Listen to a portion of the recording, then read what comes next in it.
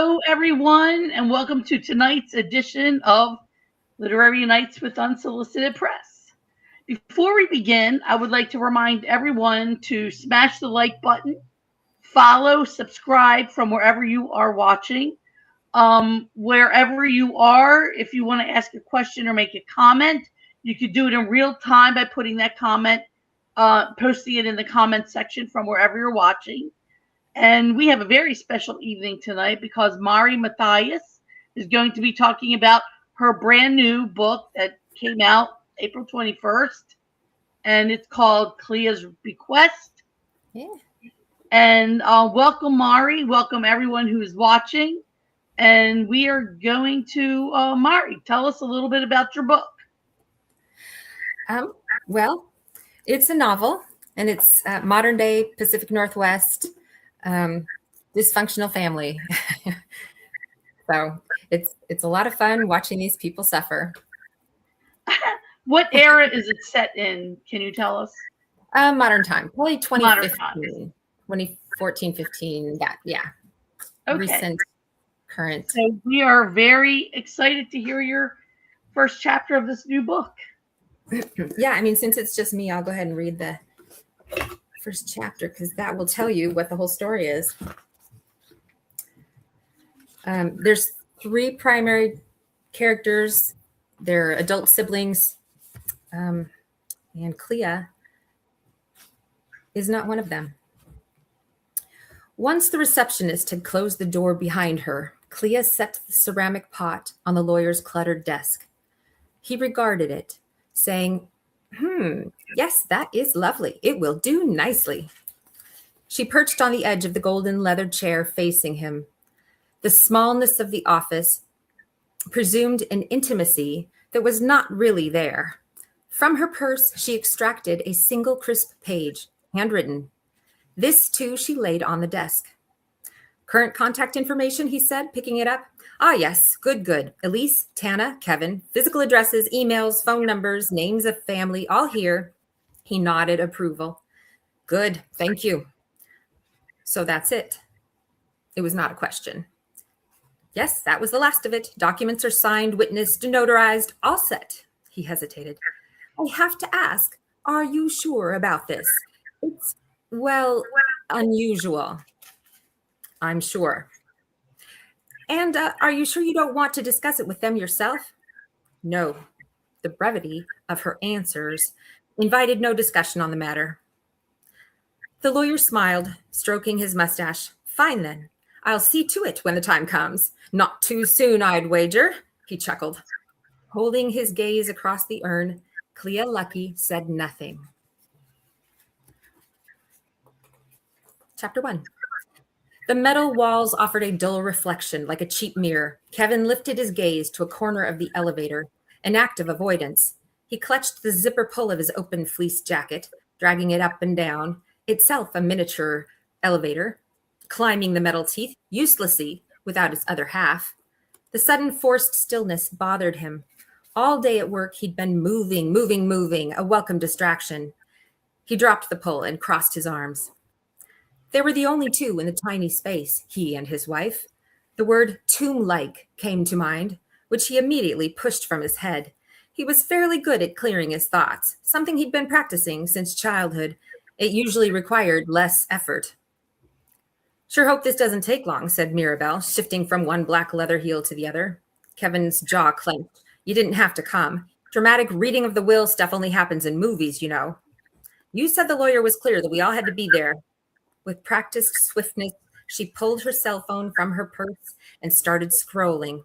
I'm here to help, babe. United Front. He stuffed his hands into his pockets. Your mom was loaded, right? She asked. Kevin bristled. He didn't answer because he didn't know. She had lived modestly, but certainly comfortably. He'd never considered his mother's finances before.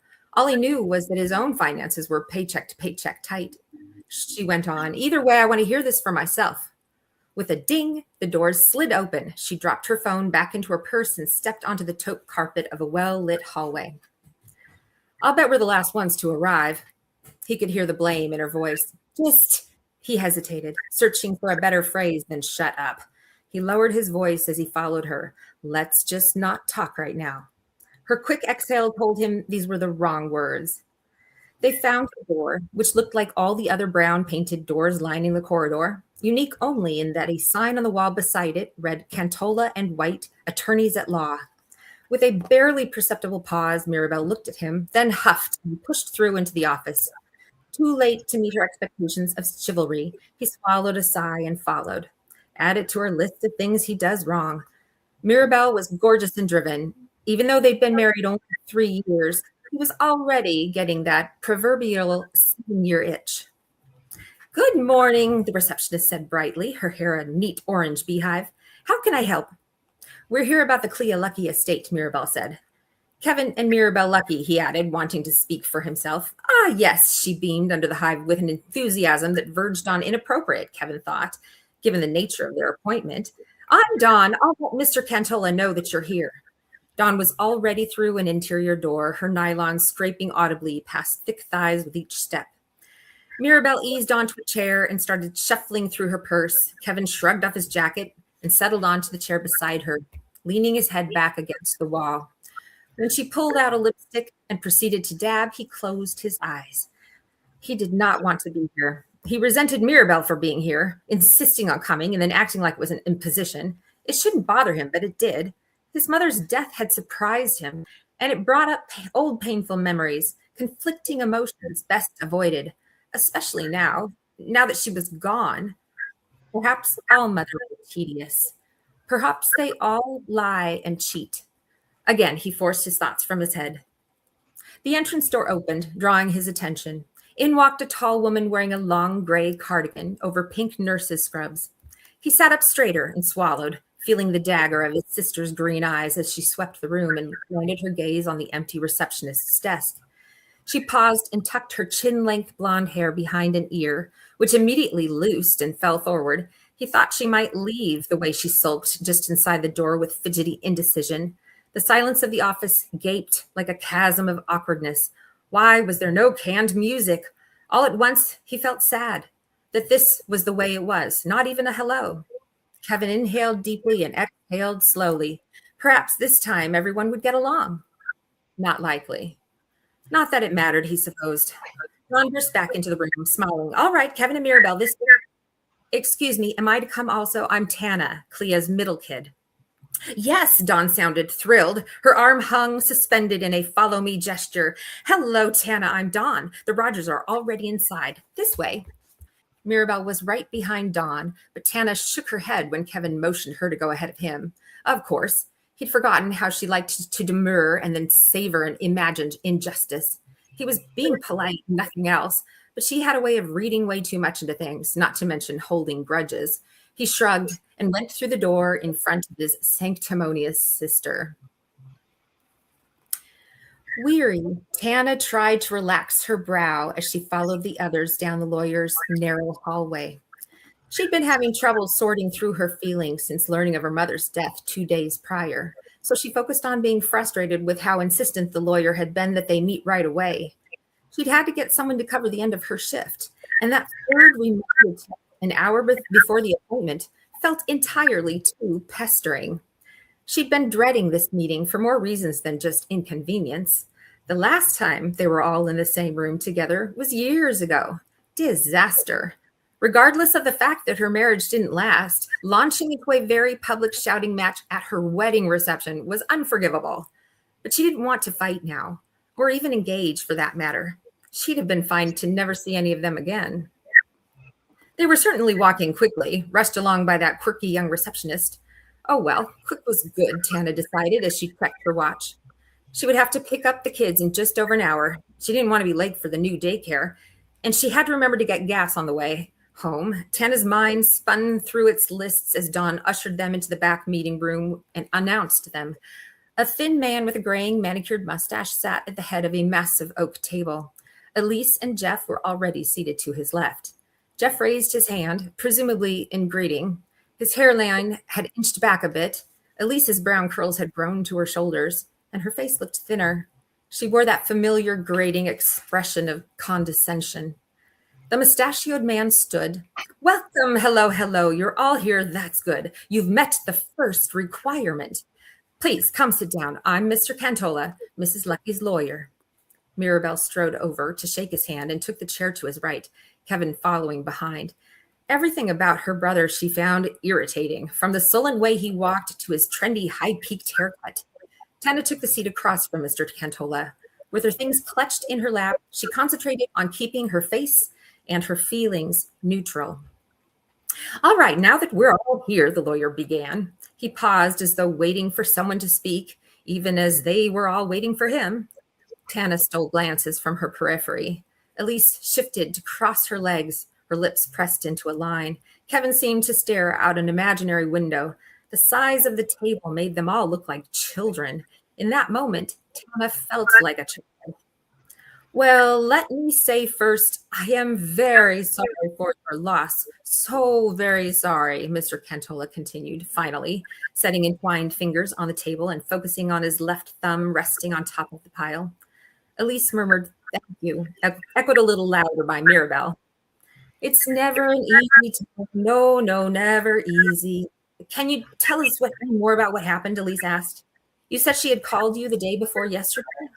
Sunday, certainly, yes. As I told each of you on the phone, your mother called me very early that morning saying she wasn't feeling well and just directed me to solicit an ambulance, which I immediately did. Apparently, she then had a massive stroke and, well, she succumbed before the ambulance arrived. It was almost verbatim what he'd said on the phone Sunday morning, Tana noted. And still a shock. Kevin cut in, but why would she call you and not just dial 911? Mr. Cantola was nodding. Ah, yes, Kevin, but you know that was her way. It was her way. She liked to have people do those kinds of things for her. She called me in June, don't you know, with similar concerns, and it turned out she had had a minor stroke then. Well, she did smoke all her life, Elise stated. Virginia Slims. Disconcerted that she hadn't known about her mother's earlier stroke, Tana concentrated on a deep scratch in the dark wood of the tabletop.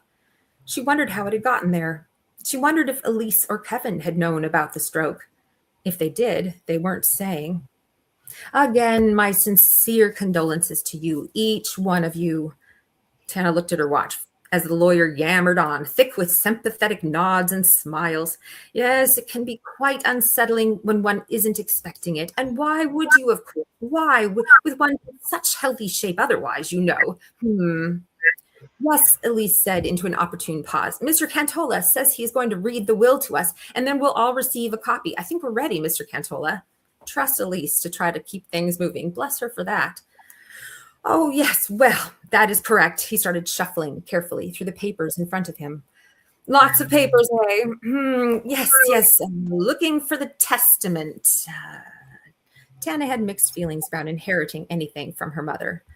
Part of her wanted nothing to do with it, except a cash infusion would help support her kids, damn ex. The potential of inheritance had been enough to get her here in any case. She again checked her watch, not really seeing it. Ah, yes, here we are, right here, the last will and testament of Clea Margaret Lucky, dated the 15th of July of this year. And here we go. Tana was surprised it was so recently updated. Perhaps that first stroke. I, Clea Margaret Lucky, being of sound mind, hereby declare that this is my last will and testament and revoke all prior wills and codicils. I further declare that none of my estate shall be inherited by any of my kin. Here, Mr. Cantola drew a slow breath, and Tana's heart skipped a beat. Wait, what? Kevin interjected. Unless, the lawyer continued, all of my executory bequest requirements are met. Oh, my God, Kevin mumbled, dropping his head into his hands, and Elise exhaled audibly.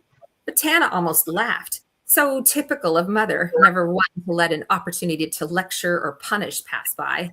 She braced herself for some tongue lashing. He read on.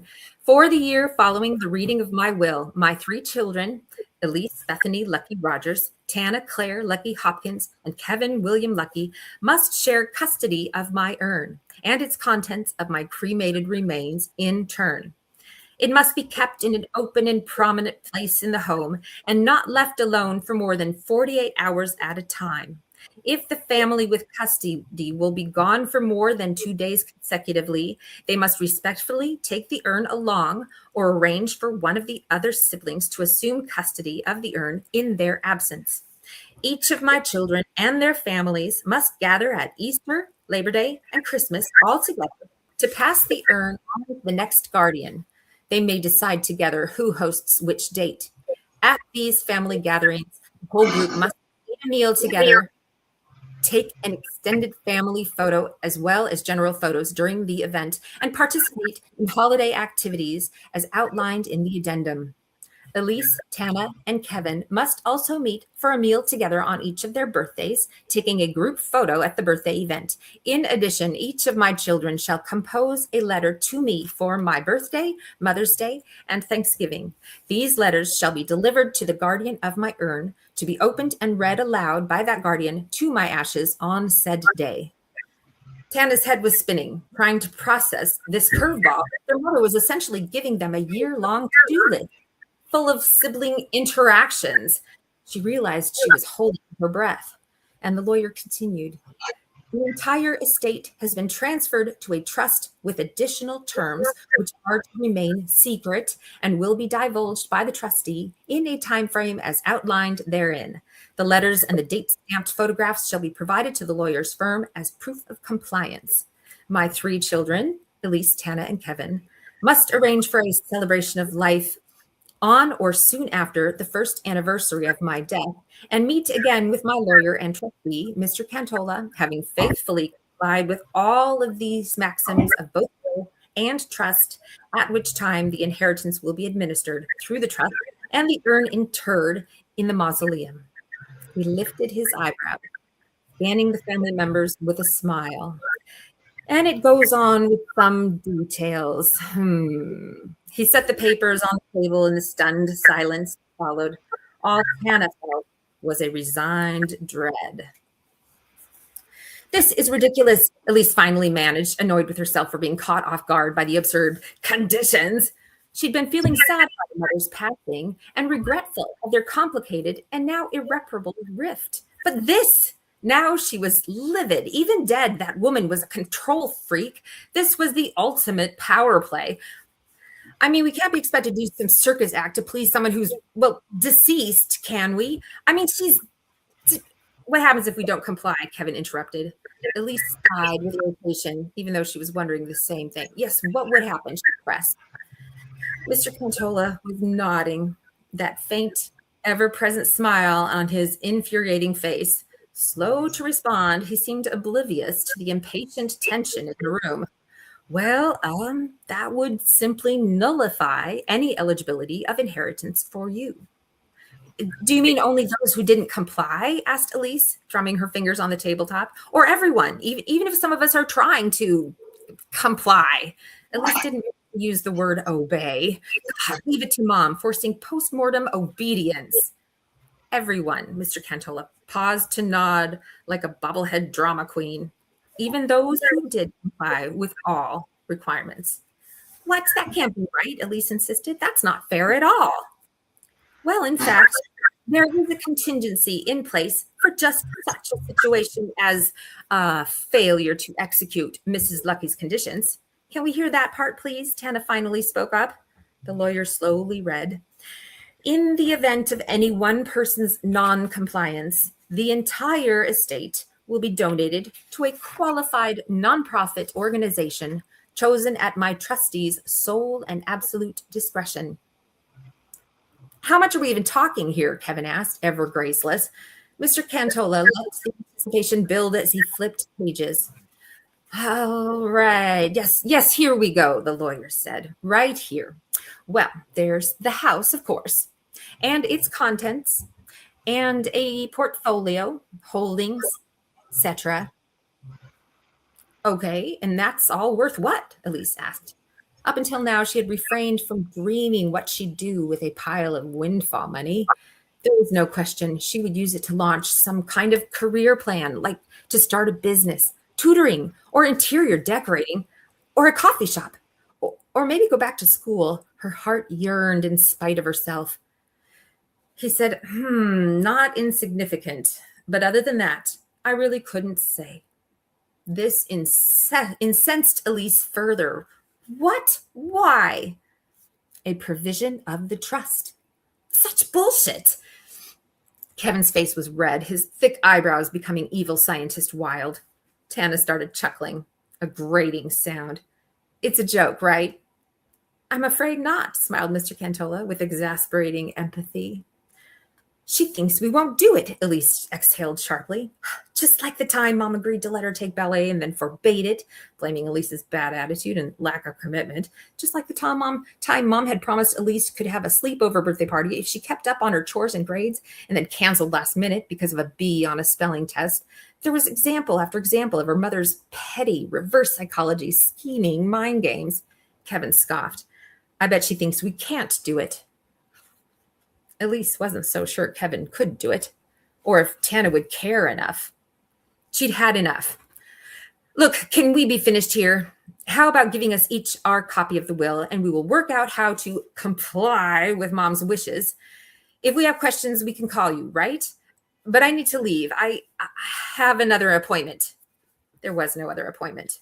But Elise was done with pretentious oak tables and beige walls and her mother's outrageous postmortem demands. She just wanted out of there. Mr. Cantola stood up slowly. Certainly, of course. I will have Dawn give you the copies, and you may be on your way. Also, the reminder you were all sent prior to this meeting was a group text, so you all have each other's phone numbers. Please save those contacts if you didn't already have them. Okay, then. Be right back. Once the door closed behind the lawyer, Elise couldn't contain herself. But it is crazy, right? We don't really have to do these requirements, do we? In her exasperation, she tossed in air quotes liberally. And secret trust terms, what? I'm eager to read the whole document, but it sounds pretty clear, Tana said blandly. I'm sure we are capable of having 3 meals together over a year's time. Well, 6 for the 3 of you, interjected Mirabelle. The birthdays. Oh, my God, lunches with my sisters, moaned Kevin like a petulant child, elbows on the table and forehead in his hands. I'm not hosting Christmas, said Elise. We're way too busy that time of year. Kevin, you should do that one. Oh, I don't know, Kevin hedged, as usual. I thought we were going to my parents' house this year, Jeff whined into Elise's ear. Whatever, I'll host Christmas, Tana said, checking her watch for the 100th time. What were the other 2, Kevin asked.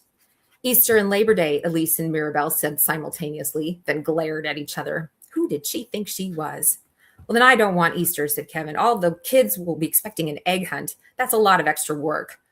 That's right during my busy season, Elise growled. Kevin was still a selfish, lazy ass. Substitute teaching is busier during Easter, retorted Tana as she pulled her phone from her purse. Tax season, Elise thundered back. This was hopeless. How would they possibly manage 6 civil meals together if they couldn't even manage a conversation to plan them? Tax season is over by Easter. Tana seemed hell-bent on an argument. Not always. They all had their phones out now and were looking at schedules. See, Easter is early in April next year. I'll be too busy with clients. Elise felt vindicated. Fine, I've got Easter, barked Kevin, but no egg hunt. Fine, Elise shot back. That means your Labor Day, Elise, Mirabelle said. I know, Elise shouted as she rose and pulled on her coat on, having decided to tell the receptionist to mail her the papers. Jeff, let's go. What about the birthdays? Mirabelle tapped her painted nails on the table. Elise paused. We're doing this, right? 1 year. Is everybody in? She looked at Tana, whose brow was knit. Yeah, I'm in, Tana said. Money's money. All eyes turned to Kevin. He crossed his arms. Yeah. Okay, Elise said evenly, which took effort. Okay, then. Don't screw it up. Kevin, your birthday is first. Just let us know what you want to do. As she reached for the door, it opened, and Dawn appeared. Here we are, 1 copy for each of you, she trilled. While she passed the packets out, Mr. Cantola came in, carrying a white ceramic urn painted with blue curvy lines, almost floral, but not quite. Mother had entered the room, and they all hushed.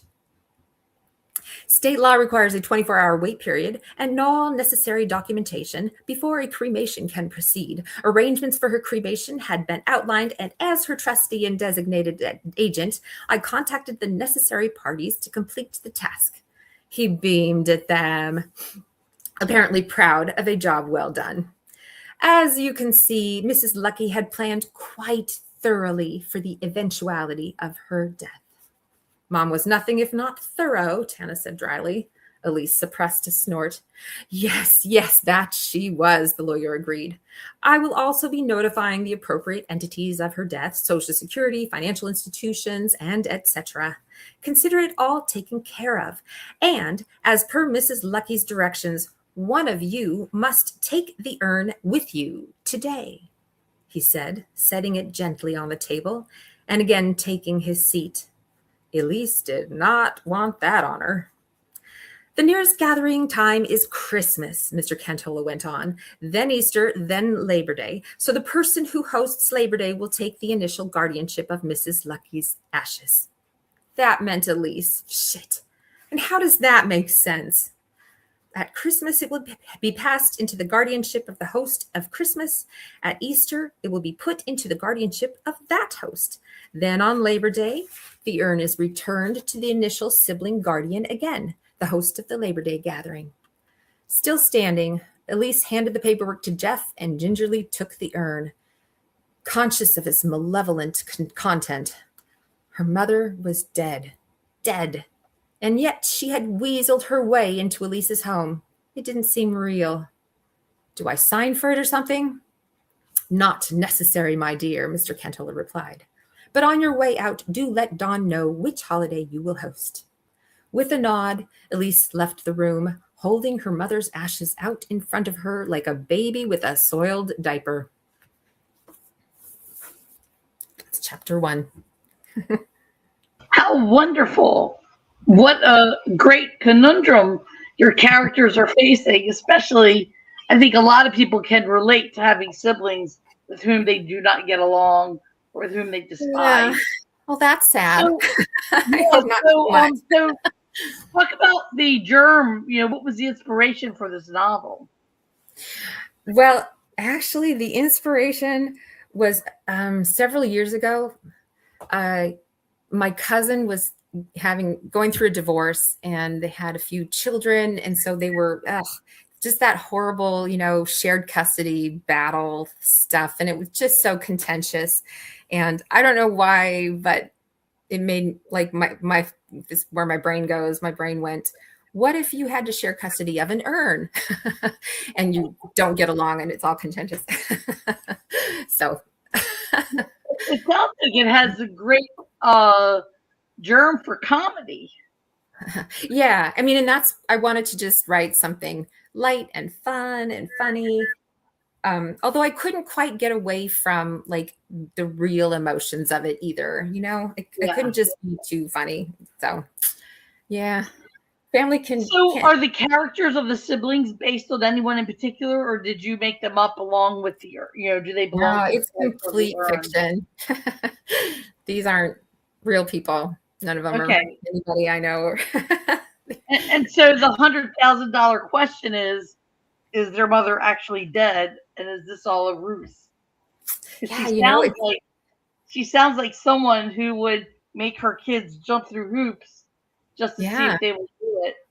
Yeah, and I was just saying you planted the foreshadowing of all those events that she promised that didn't follow through. Yeah, and it's definitely something that the three siblings are thinking about. They're trying to figure out, trying to understand why she's doing this, what her intentions were. And they all kind of dealing with the urn a different way, but the urn definitely has a presence. It's a character in the story. It's on the shelf. Mother's already a character. When you say mothers enter the room and everyone hushed, we already know what kind of character that is. Yeah. So how long did it take you to write this?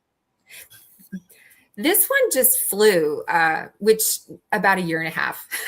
Wow. Which probably doesn't sound like that's short, but my first novel took me about 3 years to write, and this one took me 1.5 years.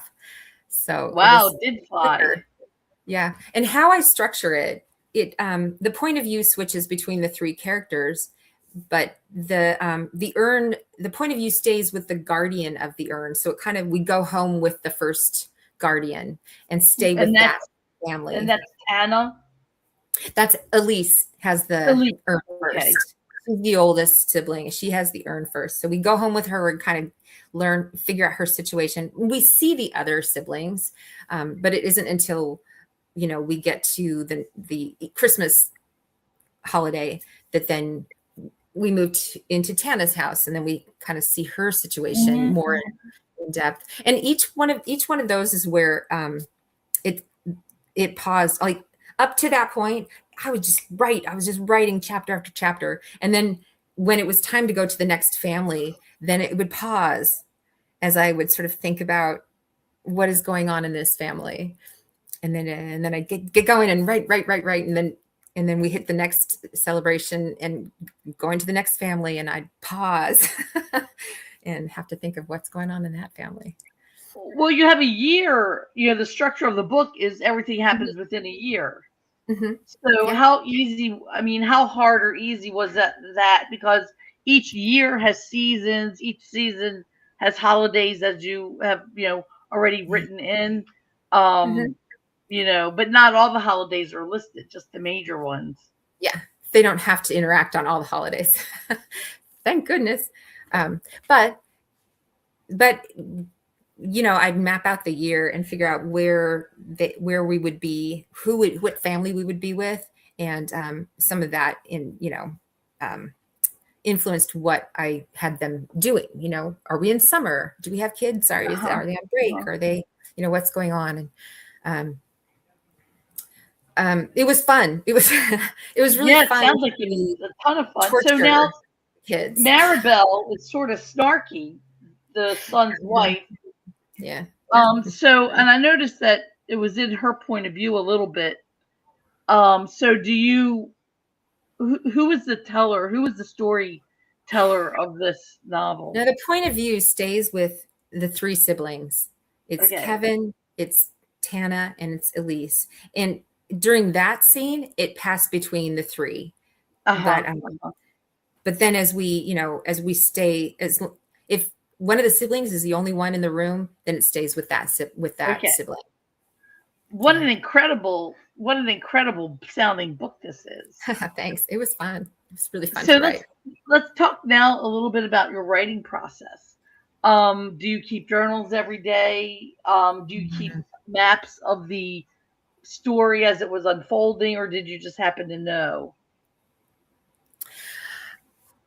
Journals in terms of what the story was doing, or just journals? Like a process journal for your novel. Did you write notes for when ideas came to for each character?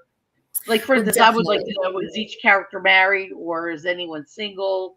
Because if they're single, their life is less complicated than if they were partners. Well, Tana is divorced, so she's single with two little kids, but the other two are married. I had character sheets. Okay, that's kind of what I was getting at. Yeah, and definitely, as I think of something, I'd write down notes for myself, and then depending on which sibling, each sibling had their own page, and trying to keep them straight. So does the mother come alive in a different way with each child, as each child sort of remembers different things about her? Do you use that as a way to unfold? Because the mother is really, she can't talk. There's no dialogue. She only lives in their memories. Mm-hmm. Yeah. I mean, and even Mirabel, she's maybe not really that snarky, but to Tana and to Elise, she is. This is how they see her. Mm-hmm. This is how they hear her. And I mean, we go home first with Elise. Elise, the urn starts making her go crazy. It gets to her. Like, each sibling has a different response to the urn, and how they, partly depending on their character, their personality, and they all deal with it differently. Mm-hmm. I mean, and maybe they will decide to not make it through the year. There's Yeah, I thought about that too, that they gave it the old college try, and Yeah. then because it couldn't make it through, 3.7 million goes to like the animal hospital nearby or something. So I don't Or know. maybe one of them will decide to punish the other ones by not finishing, or, Oh, I didn't even think about that. there's, you don't know what's gonna happen. Yeah. So do you write every day? Do you write When I'm every in the day? middle, if when I'm in the middle of a project like that, then yes. Although I didn't have to push myself. I didn't have to force myself to sit down and write when I was working on this Mhm, novel, because it was just so fun. And it just mhm. flowed, and I had all kinds of ideas, and I kept coming with ideas. So it wasn't difficult I didn't have, I also was writing it during COVID. So I had lots of time. It was a great COVID project. Oh, um, yeah, a lot of people have had some really great COVID projects. but yeah, I Yeah, mean, sometimes if I'm not in the middle of a project, I do have to force myself to sit down and write. Yeah. yeah. It's easy to get distracted. Yeah. I mean, I try to not, because I try not to fight it. Um, Mhm. Ideally, I would just wait until I was moved to write. And sometimes that happens, and sometimes it doesn't. I'm kind of, Yeah, yeah, I think sometimes I inspiration have to. comes to people who show up all the time, Yeah. though. Yep. There's And that. that daily practice of showing up means a Yeah. lot. True. So let's talk about your writing approach with that when you're not working on a novel. Do you keep a journal every day? Do you make notes? Do characters come to you and you write the voices down? Like, what is your life as a writer like? I mean, there's all different answers for that. There's no right or wrong answer. Yeah. Well, and I have a day job, so my day isn't structured around writing so much as my day job. But I don't keep a daily journal for that kind of Hmm. thing. But I definitely have notes where if someone tells me a story, or if I just see some quirky little something that it would be fun to put as part of a character, and then I make a note of that, just to hopefully use later if it fits somewhere. Yeah.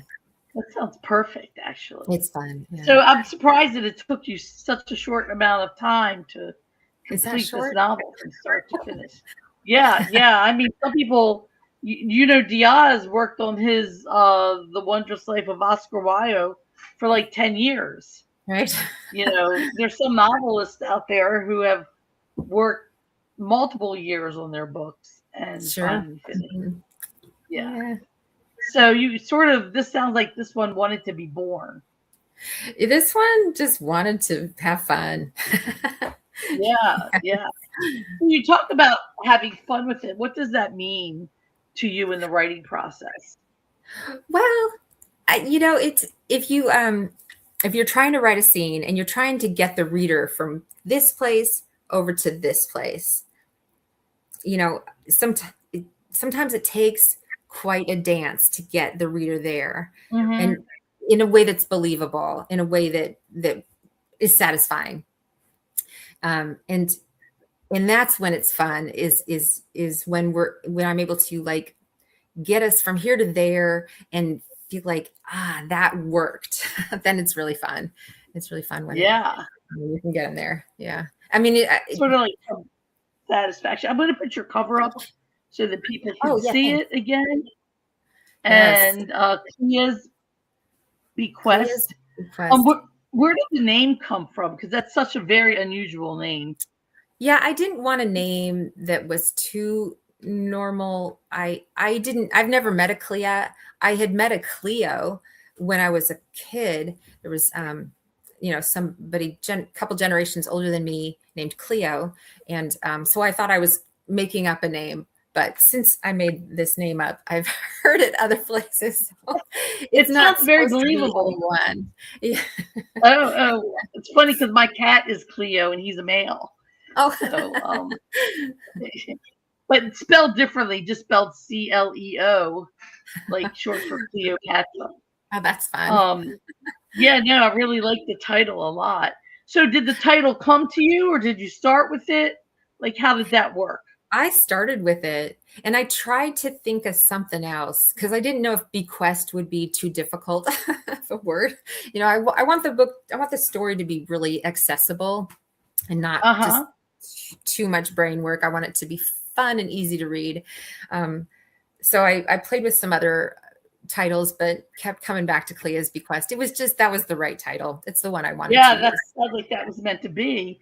And Yeah. summer is coming, so everyone who's listening, this is definitely a book you want to pick up for summer when you want something light and fun to read. And there's So, some summer scenes because it goes through the whole year.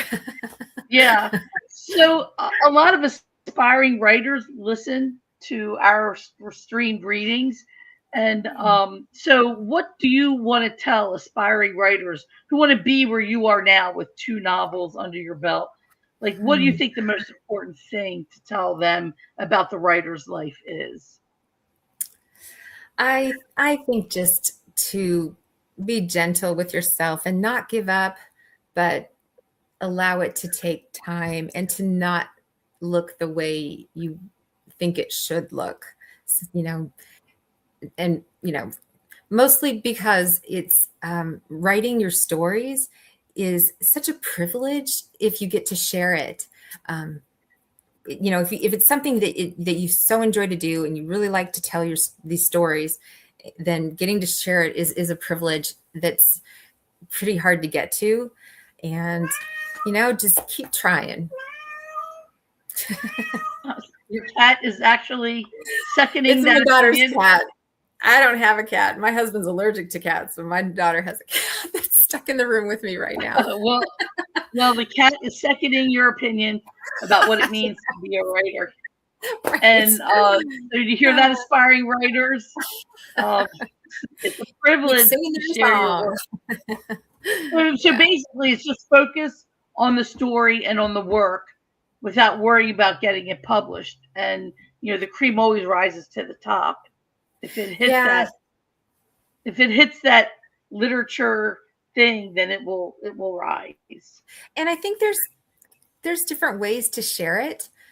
You can publish chapters in a series, maybe with a online magazine or something. I mean, not everything has to look like the big 5 publishing company. The small press, Unsolicited Press is great if they are willing to publish it. And there's just different ways to try and come at something. And that part of the work I don't enjoy, but you just keep working at it, and got to just keep working at it. But don't forget to feed. Do you have a future book, or do you have a future project that you're already working on? I have another novel that I'm in the process of signing a contract with the Unsolicited Press right now. So hopefully in about 2 years, that one we'll be having this conversation again with another novel. So yeah, well, very nice. Congratulations on that. Yeah, you're really productive, very productive. So they're not always that's a year and a half though. Yeah, I think it's 2 years from manuscript to publishing, no matter where you publish. Once your manuscript is done. Yeah, once your manuscript is done. Yeah, that's the hard part. It does take a long time. Yeah. So we're going to end a little early tonight because I had a little mishap this week. I broke my elbow on Monday. Yeah, so it's hard for me to just sit here for a long time. But thank you so much for joining us. I'm going to put your title up again. Everyone who's watching, you head over to Unsolicited Press and you use Literary Nights. You can get 20% off of any book that you buy this evening. So please go ahead and do that. And make sure you get Clea's Bequest. It sounds like a hoot. It sounds like definitely a book I would need to read. So thank you for joining us tonight, Mari. And I hope that before I see you again, I hope that you'll want to come along and read some other excerpts of your book. Oh, thanks. Yeah. And I always like hearing about your books too. You write some really great stories. Oh, thank you. Thank you. Some of them labor and some of them I labor over, and some of them just, it's the labor is hard. So I'd like to thank everyone who joined us tonight. Please remember to like, follow, and also, most importantly, share, because you can get Mari's work out more if you share. So please, this is on YouTube and Instagram. So please share this onto your own places. So thank you very much, Mari. I'm humbled every time I talk to you. Your work is so Aw, excellent, aw, and thanks. we'll see you again soon. Okay, Good thanks. night, everyone.